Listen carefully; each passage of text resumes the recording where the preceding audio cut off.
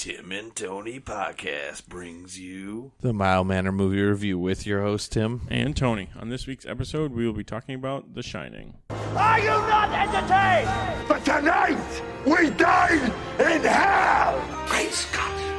You play ball like a girl! Are you good? We're on a mission from God. Life, finds a way. I have come here to chew bubblegum and kick ass. And I'm all out of bubblegum. Yippee-ki-yay, motherfucker. We came, we saw, we kicked its ass.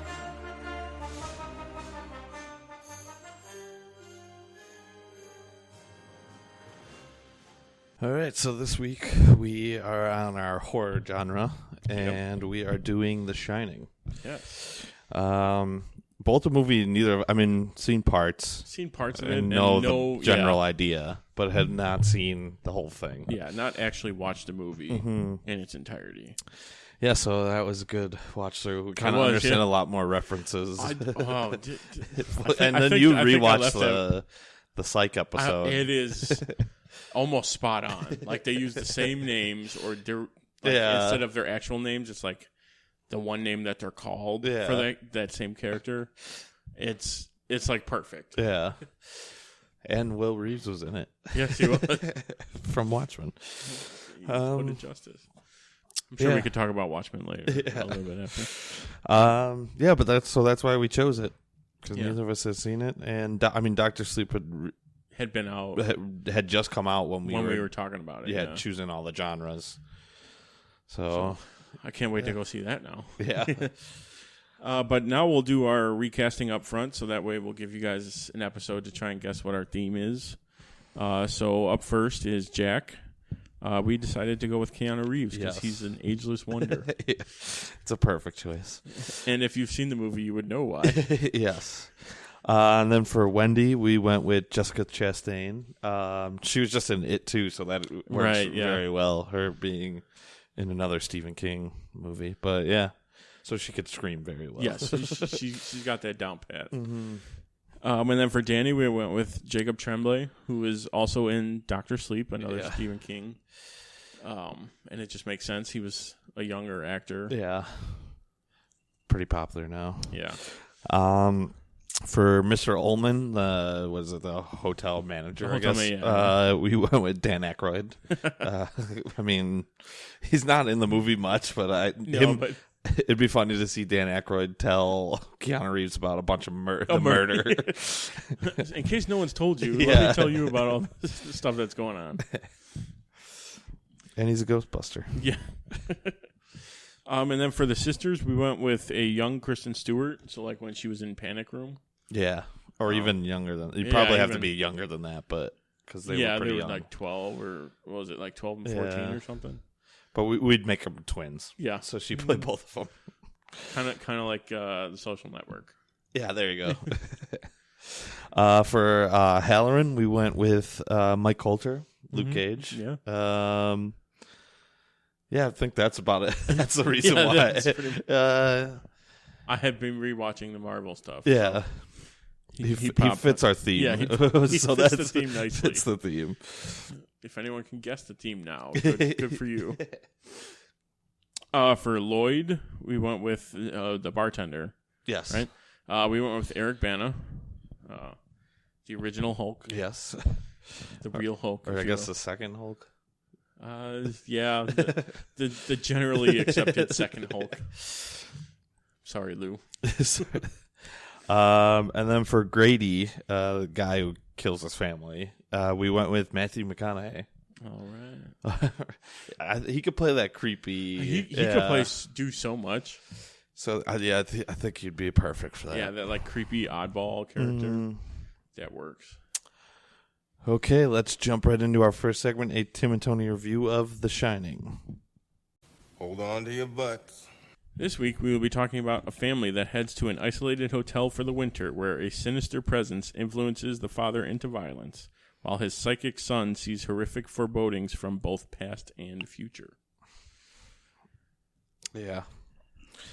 That pretty much sums it up.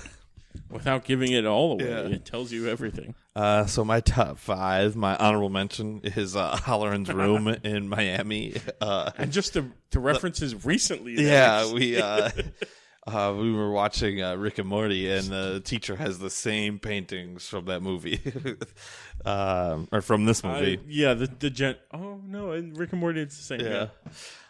Psych, it's slightly different.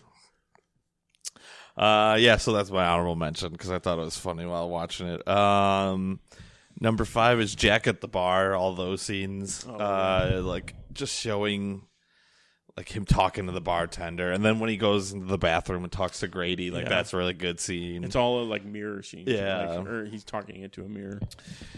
Yeah, those are. I mean, and his face is just it gets creepier and creepier throughout the movie.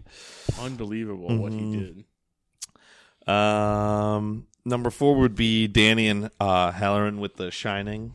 First of all, like learning what The Shining was, right? And then like him talking about. He's like, "Oh, I'm not supposed to talk about it." He's like, "Why not?" It's like Tony won't let me. Yeah, but that's awesome. And then like he sends him a message, which eventually gets him killed. Right. But yeah, it was cool to see that. I was gonna say it explains exactly what's going on, and like. Because up to that point, you're like, oh, okay, this kid's got psychic abilities. Like, where did that come from? And then he tells you, like, oh, I have it.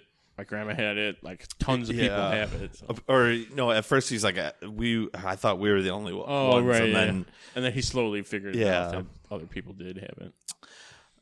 Number 3 is the score. It's like... it makes it scarier somehow. It really, it definitely adds to it. It definitely adds to it. They do a very good job. And we were just watching the Always Sunny finale for season 14, and they used the same score. I wasn't even in the same room, and I'm like, "Is that? Are you watching Shining right now? I thought you had started it. Yeah, but it does such a great job because they don't. There's not too many scenes where they're jumping out at you or anything. No, it's like not that, really a jump scare. It's more like a thriller type. Number 2 is finally understanding all the references. Yep. I mean, we've already been talking about a bunch of them, but yeah, like Psych and there's so many. Family Guy, and any other pop culture. Movie, Ready Player One, like that's a big almost one. the entire movie is about it. And then number 1 is kind of close to my number 5, but watching Jack go crazy, like when he's playing catch with the ball, and then he's like yelling at his wife to leave him alone, and you get him. Then he's just like not sleeping, like just sitting up and talking to Danny, and you just see him go into madness throughout the whole movie, and he does it very, very well and convincingly. Yeah. Okay, so for my honorable mentions, my first one is just the scenery / like the real shots. So like the opening, kind of going through all the mountains. The fact that they were filming on what looked to be an actual hotel. Yeah, I think they were, and like they built up the hedge maze, but even that was like built realistically, and it just looked really good. And then the scenery itself, just like in the mountains, the hotel. Everything about it is so iconic about it. And my other honorable mention is like I'll expand it to all the sweatshirts that Danny wears. I'm sorry, Jack just distracted me. But yeah, all the sweatshirts Danny wears, like he wears like a Mickey Mouse sweatshirt and the Apollo 11 landing, and then his typical like. Just sweater with like a button down look that he wears throughout the movie.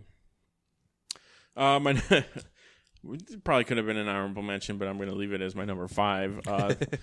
The fantastic radio usage between the sheriff's department or the fire department? No, it was like a ranger. Rangers, yeah, forest rangers. Yeah, forest rangers between them and then I forget her name. Wendy. When she's calling, like, why isn't the phone over working? and out? Like, at first she doesn't start using it, and then she picks it up. She's like, over. Yeah. The sentence is what, Brian? But yeah, it's just a short little scene, but I thought it was pretty funny and correct. My number 4 was the shooting style. So I kind of mentioned before, like the long sweeping shots of the scenery. And then you get like the close-ups of the characters when they're like staring, like when Jack's going crazy, basically. And then just following the characters walking through the hotel, and then kind of just changing the perspective as they're moving through it. And like all the cutting between back and forth when Jack's chasing Wendy up the stairs. It's like you see just Jack and then just Wendy, and then both of them from her side, and then both of them from his side, and it just keeps switching back and forth. My number 3 is the score / the audio cues. So you can tell when something's going down when you hear the Shining music. Like it starts in the intro and then slowly builds throughout the story or throughout the movie. And then it culminates with just the like ominous tones throughout. Like it just works for the movie. It adds a whole nother character almost. Exactly. Yeah. The movie on its own would be good, but the score just backs it up. Yeah. My number 2 is kind of like yours, is the seeing Jack's descent into madness. Just him, him like in bed, just sitting up, him just staring at nothing.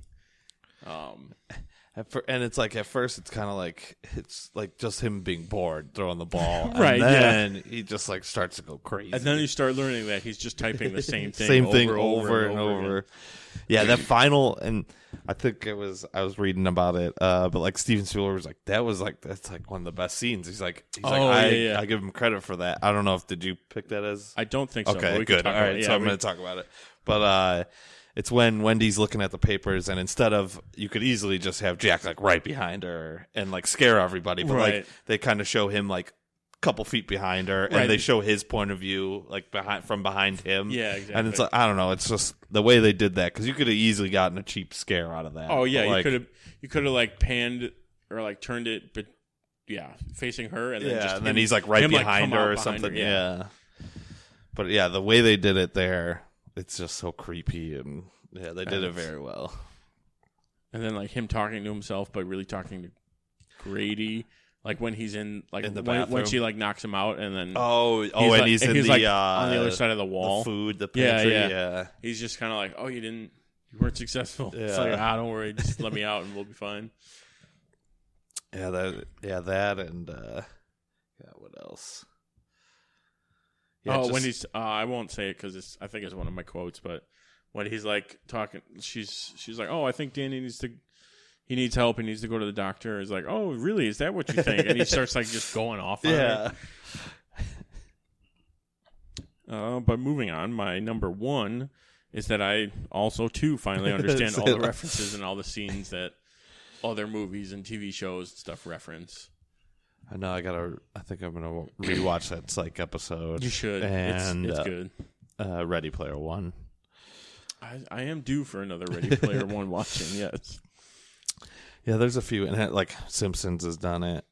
Simpsons did it first. Oh yeah. The South Park episode. Simpsons did it, but there's so many. And just like even random shows, like just do the "Here's Johnny." Like, right, yeah, exactly. So many shows have done that. So instead of doing what's wrong with the movie, which we never have anything really, unless we it's really something don't. small. But we went with like our scariest moments of the movie, which you picked the top ones. Yeah, I'll give you my 3 because I have a different one that I was thinking about. Okay. So my number 1 is, this was the only thing that like the jump scare, I think. Was when Halloran gets the axe right in the chest, because you don't see it coming at all. You don't. You know something's gonna happen, but like, you don't know he's gonna turn the corner and just get an axe to the chest. Just a baseball swing right through him, basically. Then, all right, the scariest thing's got to be the twins just popping up around the corner. Yeah. That's one of the things that so many things have done. Yeah, forever. The twins in general, or the sisters in general, are creepy. But my third one, I'm going to switch it to. It's going to be the scene right before the one that's on there. But when the ball rolls up while Danny's playing with it, and then he looks up and no one's there. It's just like, oh god, like run. Yeah, those are my three. Mine is just the way Jack Nicholson portrayed it. So like we've talked about him going crazy, but just the subtle ways you could see it early on, and then like every other scene, he adds something else or like a look or just the way he's like hunched over, kind of. Yeah, it's like creepy to watch him do it. I mean, he's a good actor being creepy anyways, and you added this on top of it. It's even more. True. All right. Favorite quotes. So number one, I mean, you took almost all the good ones, basically all the good. I did take the first two. Yeah, I had to go searching for a bunch of mine. Yeah. So the first one here is Johnny. I mean, everyone knows. Even if you haven't seen it, you know. Same with this one. All work and no play makes Jack a dull boy.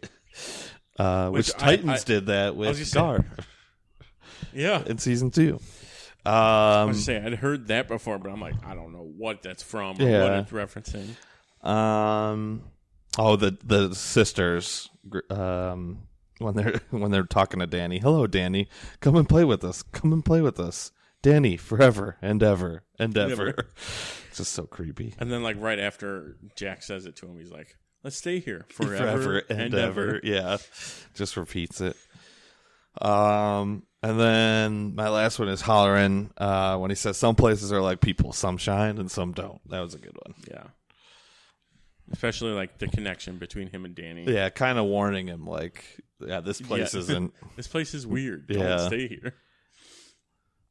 All right, so my first quote is, which I'll have a fact after it, but when Danny just goes, red rum. When he's yelling it, it's so creepy. He yells it 48 times. Really? Yes. Supposedly, according to IMDb. My second one is when Lloyd and Jack are talking. So Lloyd goes, women, you can't live with them, you can't live without them. And Jack says, words of wisdom. Lloyd, my man, words of wisdom. My third one. This is a good one. It's early in the movie. But I think they're driving up to the hotel. And Jack's explaining... Wendy brings up. I was going to say, we even talked about this. Wendy brings up, like, oh, isn't it the same route that, like, the Donner Party was on? And Jack's like, yeah, the Donner Party, yeah, this is the same thing. Mm-hmm. And Danny's like, oh, what is it? And Jack kind of explains that they were, like, a search party. They got lost, and they had to, like, survive, so they started eating each other. And then Danny goes, you mean they ate each other up? You know what? Why don't you be Jack? I'll be Danny. Oh, okay. Do you mean they ate each other up? They had to in order to survive. Jack? Don't worry, Mom. I know all about cannibalism. I saw it on TV. See? It's okay. He saw it on television. And then my last quote is, I kind of referenced it earlier, but this is Jack's when he's like going crazy and talking to Wendy. He goes, you got a big surprise coming to you. You're not going anywhere. Go check out the snowcat in the radio, and you'll see what I mean. Go check it out. Go check it out. Go check it out. Just kind of like, I dare you to go look and see what happens. I got you. I got you. All right, now that we're done with quotes, let's move on to some TNT trivia about the movie, starting with Who Am I? Truth is, I am Iron Man. I'm Spartacus. I'm Spartacus. I'm Batman. I'm Wayne Brady Benz.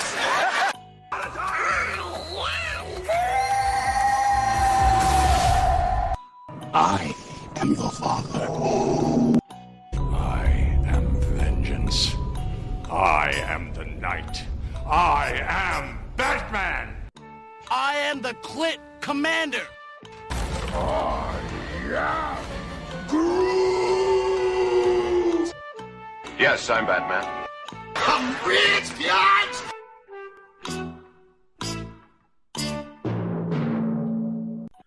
All right, so I will go first with my Who Am I?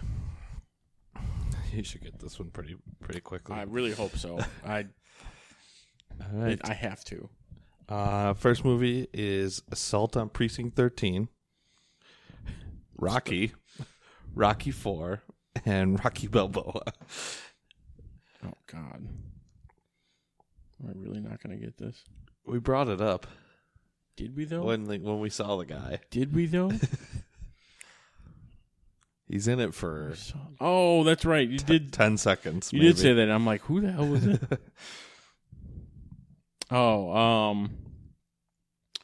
Is it Tony Burton? Yes, that is correct. Who's he? He's Apollo's trainer. Yeah, he's the guy at the store that... He's got the car. Yeah, the car. He's getting the car for him, yeah. Random facts. Sylvester Stallone, Burt Young, and Tony Burton were the only actors to have appeared in all of the first 6 Rocky movies. That's crazy. Yeah. He played, and this one's actually from this movie, he played chess with Stanley Kubrick on the set of The Shining. I did read about that. He only won one time out of however many. They played a lot. They shut down production for the day so he could play. He was in the original Assault on Precinct 13 and the remake as well. Both played the character Wells.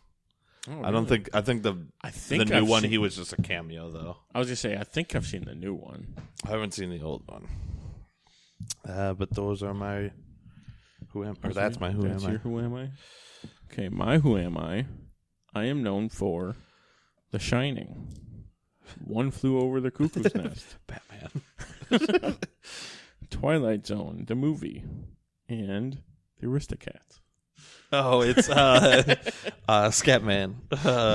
What's his last name? Scatman Crothers. I had to. And some facts about him. He was close friends with Jack Nicholson, and they appeared in 4 films together: The King of Marvin Gardens, One Flew Over the Cuckoo's Nest, The Fortune, and The Shining. Also, like Mark Twain, he was born on the year Halley's Comet returned to Earth and died the year the comet came back around again. Oh, wow. So 1910 and 1986. Wow. And then there was another one that I wanted. Where is it? I had figured it out before. Why can't I not find it now? It's really not that many.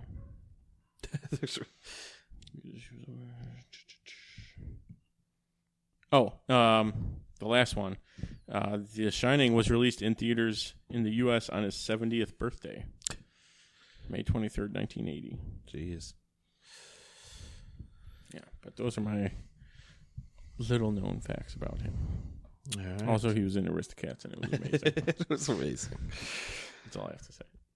All right, so random facts about the movie now. I did 4. I think I did. I only did 3 because all the rest were like 3 paragraphs long. Yeah, they were. I had to scroll down a lot. I didn't read them all and you took a bunch of the good ones. So. Yeah. For the scene in which Jack breaks down the bathroom door, the props department built a door that could be easily broken. However, Jack Nicholson had worked as a volunteer fire marshal and tore it apart far too easily. The props department were then forced to build a stronger door. The scene took 3 days to film, and they used 60 doors. That's something that like you find out on set and you're like, oh. Well, I don't know if you have it. I'll wait till you're done. I don't want to sit here and read them. Okay. But I have another crazy one. It's unbelievable. Yeah. The snowy maze near the conclusion of the movie consists of 900 tons of salt and crushed styrofoam. That's insane. Yeah. Not asbestos like asbestos like in White Christmas, which we just found out yesterday. That's crazier. Although I guess it's one scene, but I mean, with the way it is, yeah. And then state of California. We brought this one up already. Actually, every time Jack talks to a ghost, there's a mirror in the scene, except for the food locker. This is because he talks to an unseen Grady through a shiny metal door. Which, close enough. It's close to it as you can get. Yeah. And then Do Not Disturb has the following amount of letters, 2, 3, and 7, just like the room number that he stayed in. Danny's when he not wrote supposed it. to go. Oh yeah, he did stay in that. But yeah, the room that Danny's not supposed to go into. But him and Jack both go. Both go into it. My random facts about the movie is that the first one, according to Vivian Kubrick, in her making of, Stanley Kubrick's secretary spent weeks, if not months, typing dozens of pages. All work and no play makes Jack a dull boy. For the scene where Wendy discovers those pages that he's been typing, which that was one of my first thoughts. Like, someone had to sit there. Today, and you could do that. You could just copy and paste. 10 minutes, maybe. Especially like the crazy designs. Exactly. Too. Like you got to sit there and just indent a couple times. Like now, it's no problem. Back then, that's all on the typewriter. An absurd amount of time. Yeah. And they only have one person doing it. My second one is that this was voted the 9th scariest film of all time by Entertainment Weekly. And then also in one of them I read that Stephen King isn't really sure why people think this movie is that scary. Like, as far as like jump scares and stuff. Yeah. But he's like, overall to him, he's like, it's not scary. It's more, I think he thinks it's more thriller. Thriller, yeah. I could see that. It's probably one of the better endings of his movies, though. Oh, yeah. And then my third one is that early in the film, Danny leaves a doll lying around in the lobby of the hotel. It is black and wearing a red sweater. Later in the film, Dick Halloran is killed in the exact spot where the doll is laying. That I did not realize. Yeah.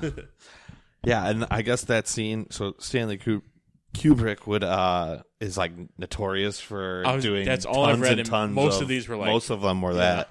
But like, so he would just do take after take after take, and I guess Scatman was 69 at the time, he was maybe 68 when they were filming it. Yeah, I don't know how long. I think it was only like 8 or 9 years before he died.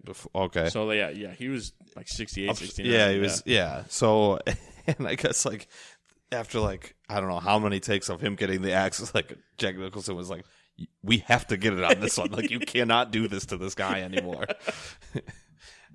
And I think they did one more. And like he even was like, and Scatman was like, like some scenes was like, I cannot do like no, we're not. Do this anymore. I'm not. Yeah, like even just like normal lines, just like this is ridiculous. Like doing it like 60 times. Like yeah, that's one thing that kept coming up was that he just wanted to take effort no matter what. And like I guess he was like in other ones it was. Like, he was supposedly especially mean to Wendy when she was doing her scenes. Like, just ripping on her. And he's like, I guess later he's like, oh, I did that to try and get a good like, performance out of her. Yeah. And even Jack Nicholson's like, yeah, she got beat to hell on this movie. He says, like, she was one of the best actresses that he worked with because of this movie. Yeah, it was crazy. Some of the stories on IMDb are nuts. Yeah, that was a lot. All right. Any other final thoughts? I don't really have any. I'm just glad I finally saw it. Yeah. Now we got to go see Dr. Sleep. Yes, that's next up on the. And it's definitely one of those movies where you could see how it's like an art. It's hard to say like it's an artsy movie, but it's like 2.5 hours, and you definitely could have made this movie a lot hour and a half, yeah. maybe. You could tell that he definitely shot every scene like 60 times. Exactly. But yeah, it's one of those. And then I think Scatman was, who was the next director he had? I can't remember who it was. I know exactly what you're talking about. Was it Clint Eastwood? Yes, it was. And like notoriously, the first scene that they did, he was like, "All right, we got it," and like Scatman almost cried. He was like, "Thank you so much." I think he did cry because like Stanley Kubrick is known for doing like so many takes, and then Clint Eastwood's like one and done. Yeah, we got it. You nailed it. Yeah, and he was just so happy. Yeah, if you have like another 2 hours, you could read all of the IMDb. I'm sure it's pretty interesting. Or even watch that supposed documentary that Stanley Kubrick's wife made. Oh, about the making of the movie. Yeah. Oh, I'll have to look into that. Yeah. All right, next up we'll reveal the theme of our recasting. Yeah. So our theme is actors who believe in ghosts. You want to go? You go first. Yeah, we'll keep that the same. Keep it. Yeah. So for Jack, we said Keanu Reeves. He says that he saw a ghost in New York and it was cool. And he might be a ghost. We're not 100%. He really might be. Another reason we picked him was because at the end of this movie, it's revealed that Jack is like always the curator there. Yeah. So there was a picture from him from like 1921. So whenever this movie was set, it's 70s, I think. So like there was a picture of him. So in the you could easily 20s. Yeah. Everyone would believe that. Yeah. You take a picture. Keanu Reeves. And then, so for Wendy, we went Jessica Chastain. She thinks that she stayed at a haunted house in London. I don't know what she was filming, but yeah. Or what about it? Yeah.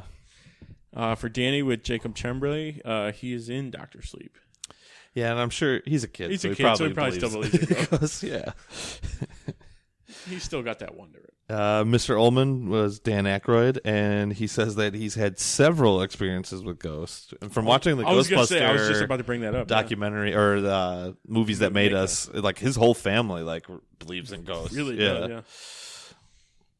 That's where he got the idea for it. Yeah.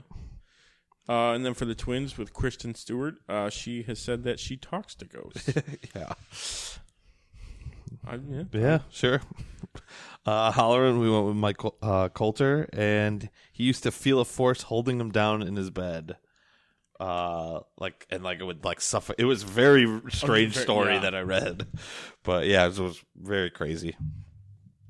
For Lloyd and Eric Bana, on the set of Deliver Us from Evil, the makeup and special effects workshop was haunted, according to him. Yes. Then lastly, for Grady, Matthew McConaughey says he was haunted by a spirit named Madame Blue. It absolutely, of course, has a name. Yeah. Yep. So that's our theme. Let us know if you guessed it right. If any of you got it, let us know. Now it's time for us to rank our top 5 Stephen King movies. All right, my honorable mentions. I forgot to switch it this week, but I wouldn't even know. I could have done a top 10 though because I counted it. And it is 10. Yeah. But so honorable mentions. I actually might be up there. 6, 7, 8, 9. I probably could do 10, 11. Yeah. Yeah. So honorable mentions 1408. I like that one with John Cusack and Samuel L. Jackson. Carrie, I've never seen the new one. I haven't seen the new one just the old one. Dreamcatcher starts so good, but then it just has like the weirdest ending.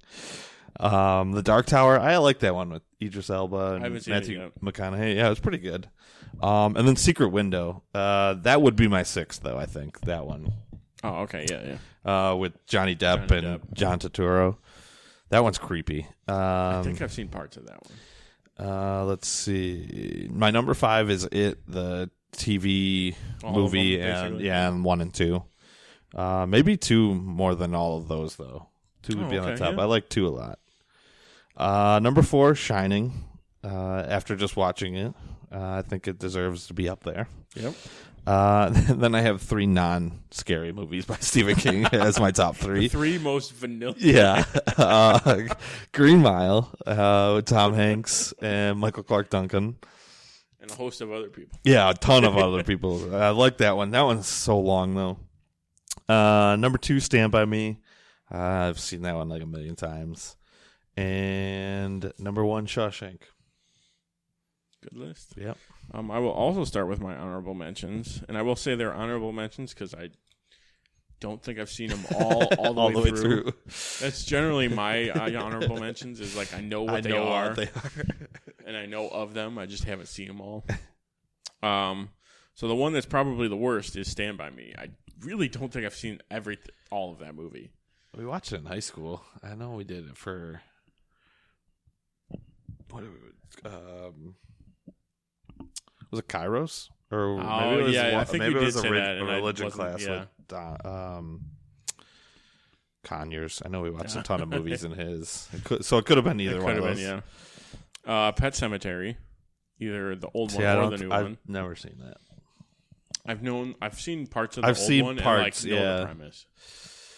Secret Window and 1408 are also honorable mentions. My number 5, The Green Mile. Mm-hmm. Number 4, The Shining. Number 3, Carrie. 2, It, the TV series 1 and 2. And my number 1, Shawshank. Always. All right, good list. Okay, for our last segment, let's talk about the geek news. Clark Kent, just a mild-mannered reporter. He doesn't want to be famous, and I'll make him infamous. General, haven't you ever heard of freedom of the press? Well, I'm not a cop. I'm a reporter. Gossip, rumors, panic in the streets. We're lucky. Vicky Vale. I'm intrigued by Alex's giant bat story, so I've done some... Oh, the Batman. Nobody cares about Clark Kent taking on the Batman. It is not. I resent that. Slander is spoken. In print, it's libel. The police won't help. The press has to do the right thing.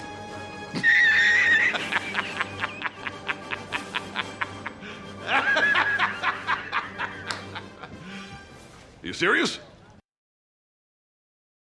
First up on the docket, not really news, but an update that we've watched the first 3 episodes of Crisis on Infinite Earths. Yes. Wow. Yeah. I don't want to spoil it, but there was a ton of cameos. A lot. I mean, we knew most of them, but there was a few didn't surprises. The first one. Oh, the Robert Wool. Yeah. I mean, I guess I'd heard that he'd. I saw like, that was they on showed set or something. they showed the news clipping, right? The or newspaper that he was holding.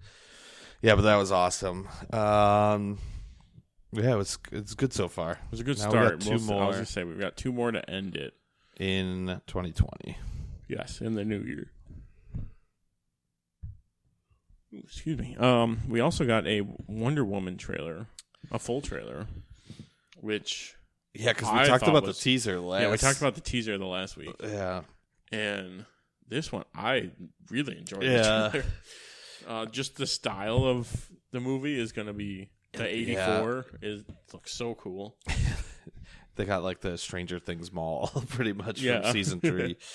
Yeah, it looks good though, and Steve Trevor's back somehow. I think he's like something Pedro. He's not real somehow. Right, it's going to be something like because there's one scene in the trailer is like, you know what you have to do, and I think it's she has to kill him or let him die or something like that. Yeah, something like that.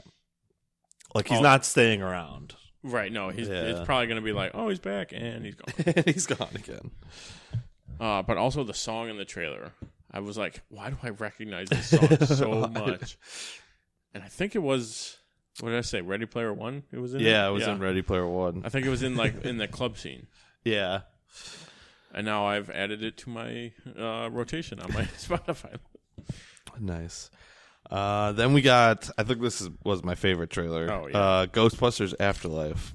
Watched it like 10 times. At least. Yeah, just like the small things too that you like the stacked books. Exactly, which I didn't notice the first time through, and then you mentioned it. Yeah, what else is there? I mean, like what was the ranch or whatever that they were on? The mining company is Shandor Mining Company.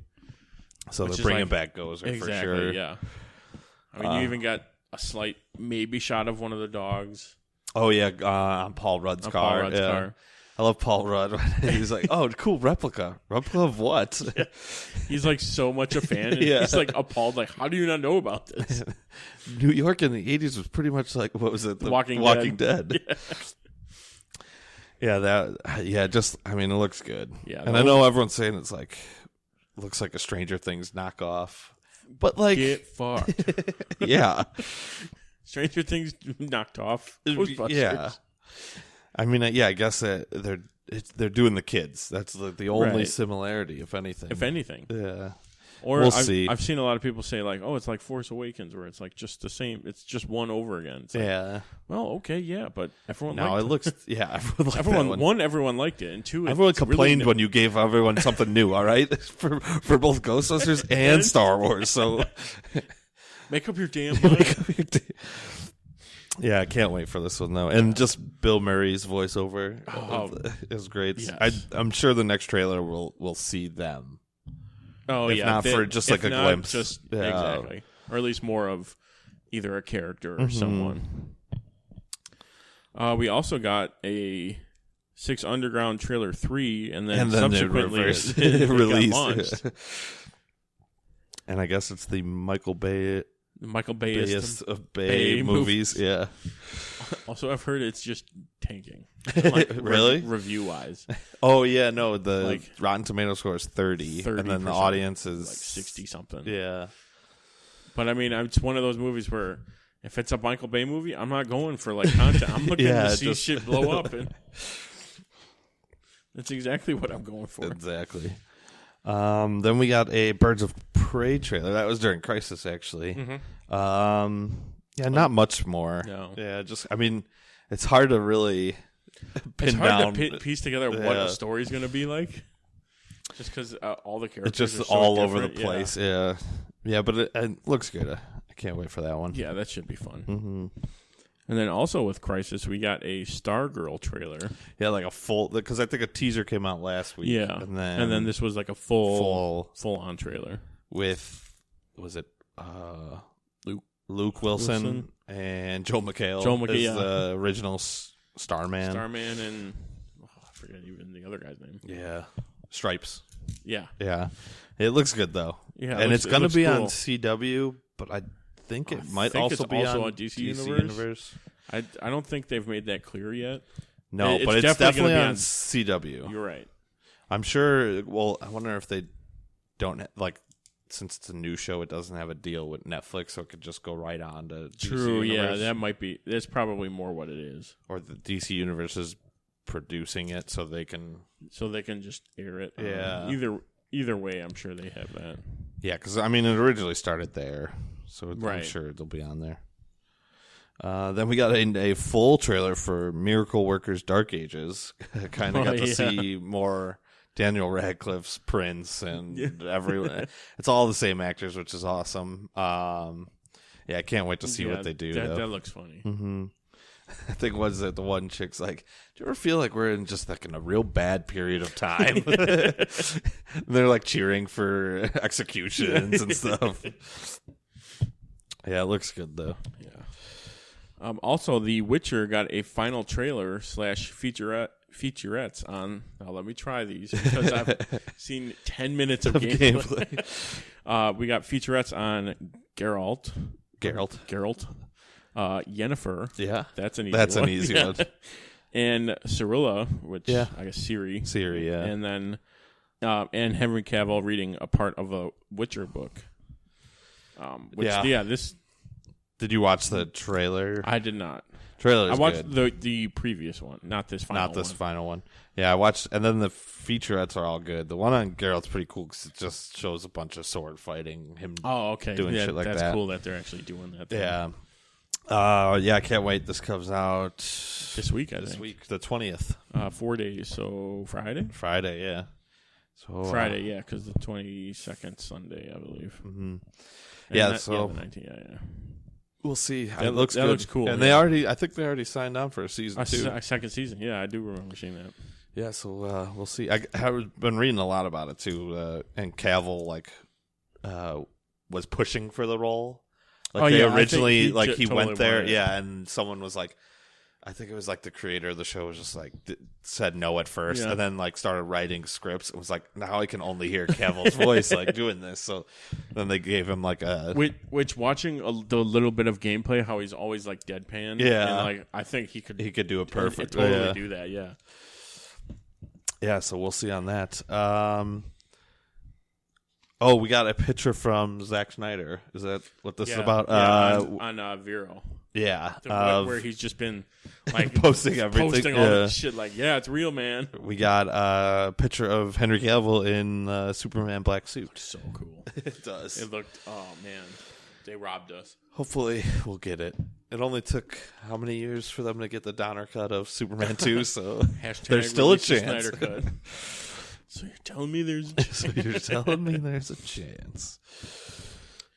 And then also that dropped today, I believe. Yes. The Superman Red Son got a trailer and the release, release date. Yeah, it's going right to digital and DVD. Digital and DVD, yeah. Hopefully a DC Universe soon after that. Looks good. Right. This comic was great. Oh, I really like They the changed comic, them just enough where like you don't really know what's going to happen. Exactly, so yeah. They pick like one or two things where it's like, all right, let's change this, and then it usually works out. It does. Yeah, they're animated so good. And then last up, we got today as well a Top Gun Maverick trailer, full trailer. Yes, I am pumped. Yeah, just kind of shows them.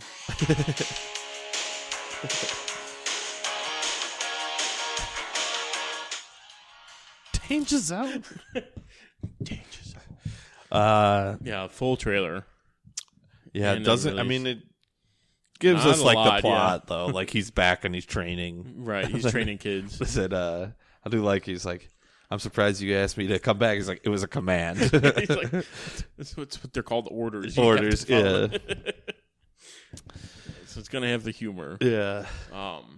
We'll see. And then I like instead of a beach volleyball scene, it looks like they're gonna do a beach football scene.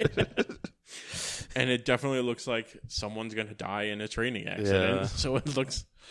That's kind of what the trailer sets it up for. Yeah, I'm sure it'll trick us somehow. And then Goose's kid's gonna probably come in being like, "You killed my father." Yeah, something like that. I guarantee that's either a line said or yeah, it's your fault he's dead. Yeah, something like that. And then at the end of the movie, he's gonna realize, no, you were trying to save him. It's gonna be somewhere. Yes. Okay, before we wrap up the episode, we'll look ahead at what's coming up for Tim and Tony. Our next episode, 129, is going to be our superhero genre. And what better way to end the show than to do Endgame? Endgame, yeah. So snap us out. Ooh. Snap us out. I just got an idea. I'm going to see if I'm going to be able to do that. Yeah, so look forward to that. And then, like we've been saying the last couple weeks, our very final episode will be our top 10 episode. Yes. So we'll be ranking our top 10 of whatever all time or whatever we want to do. We know a few people will be sending them in. We'll read off any that you want. Otherwise, send us a video or audio clip of you reading your own. Yep. Look for some promo that I thought of. Hopefully, we'll get that out. Yeah, this week or early this week. Yeah. When this comes out, probably. Probably, yeah, around the same time. Yeah, and then next year, look for Couch Potato Favorites. Yeah, so it's going to be something similar but different, a little bit easier to digest. Yeah, a little shorter. Yeah. Although I'm sure when we have guests on, they'll be longer. But we'll cut them up so that they're still about the same. Right. But, if you have any movies you want to talk about, let us know. Let us know. We'll talk about them. Full franchises. Just one, yeah. Sequels, prequels. Trilogies was the word I was looking for. Yeah. TV shows. Fast and the Furious. Has anyone claimed that yet? No, I don't think so. That's a 10 episode. You want to be with us for a while? Hit us up. Okay, so that's been our show today. Hope you enjoyed it. You can follow us on social media and our website, timandtonytalk.com. And remember, share this with your friends. And make sure to join us next week for the Mild Manner Movie Review. Same bat time, same bat channel. Thanks for listening. I'm Tim. And I'm Tony. And we are the Dynamic Duo. Good night. Go. Good night. Go. Good night. Go. Good night.